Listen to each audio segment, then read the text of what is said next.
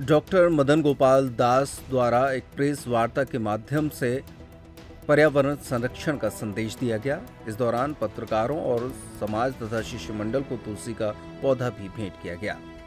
उन्होंने कहा कि जीवन के लिए जो भी मूलभूत आवश्यकता है उसे प्रकृति ने मानव जाति को भरपूर दिया है। सांस लेने के लिए शुद्ध वायु, पीने के लिए निर्मल जल और अन्न उत्पादन के लिए उर्वर मिट्टी, गोवंश जैसा पालनहार जीव तक दिया है। धराधाम में जितने भी जीव जंतु हैं वे सब किसी न किसी रूप में मानव जाति के लिए सहयोगी हैं।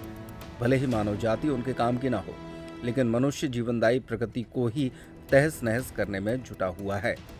इसीलिए मानव जाति संकटों से घिरती जा रही है। उन्होंने कहा कि पर्यावरण संरक्षण बड़ी आवश्यकता है। लोक जागरण के लिए हर घर से लोगों को जोड़ना पड़ेगा। कार्यक्रम के दौरान नगर के पत्रकारों को तुलसी का पौधा और शॉल श्रीफल से सम्मानित किया गया। उन्होंने प्रेस वार्ता के दौरान कहा कि आने वाले समय में बुंदेलखंड में पर्यावरण संरक्षण के लिए एक बड़ा आंदोलन खड़ा किया जाएगा। कार्यक्रम का संचालन डॉक्टर राम पाठक ने किया। नौगांव एक अति प्राचीन क्षेत्र है जो ऋषि मुनियों की तपोस्थली है। ऐसा मेरा विचार आया कि चित्रकूट धाम में ये अभियान चल रहा है, इसको और विस्तार दिया जाए, लोगों को जोड़ा जाए। तो नौगांव छतरपुर के क्षेत्र कामता नाथ जी से जुड़े भी हैं, चित्रकूट धाम से हर महीने आते भी हैं।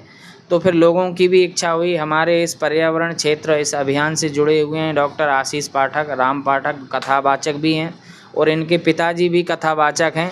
तो इनके माध्यम से यह हुआ कि एक महाराज जी हम नौगांव में प्रेस वार्ता रखते हैं, धीरे धीरे लोगों तक जाएंगे, हमारी बात पहुंचेगी तो लोग इसके लिए चेतेंगे। और जब चेत जाएंगे, पहले तो हमारी अंदर की चेतना मरी हुई है, उस चेतना को भी जगाना है और बाहर भी लोगों को चेताना है कि इसके प्रति हमारा क्या दायित्व है। प्रकृति ही परमात्मा का स्वरूप है। इस भाव को लेकर के हम सभी लोगों को एक सूत्र में बांधें। उसमें किसी भेदभाव की, किसी जात पात की, किसी धर्म के मजहब को लेकर के भेदभाव नहीं है। ये तो हर मानव की, हर प्राणी मात्र की एक ऐसी आवश्यकता है कि इसके बिना हम जीवित नहीं रह सकते हैं। हमारा आज जनजीवन प्रभावित है, हमारा प्राणी मात्र प्रभावित है, तो इस पर्यावरण प्रदूषण के वजह से तो हमको पर्यावरण को संरक्षित करना है, एक सूत्र में सभी को बांधना है। यह अभियान लेकर के हम नौगांव तक पहुँचे हैं और नौगांव में हमारी बात आपके माध्यम से गेहे गेहे जने जने तक पहुँची, हर गांव तक पहुँची, हर मोहल्ले तक पहुँचेगी। तो लोग पेड़ भी लगाएंगे, पानी भी बचाएंगे और प्लास्टिक को दूर करेंगे अपने जीवन से।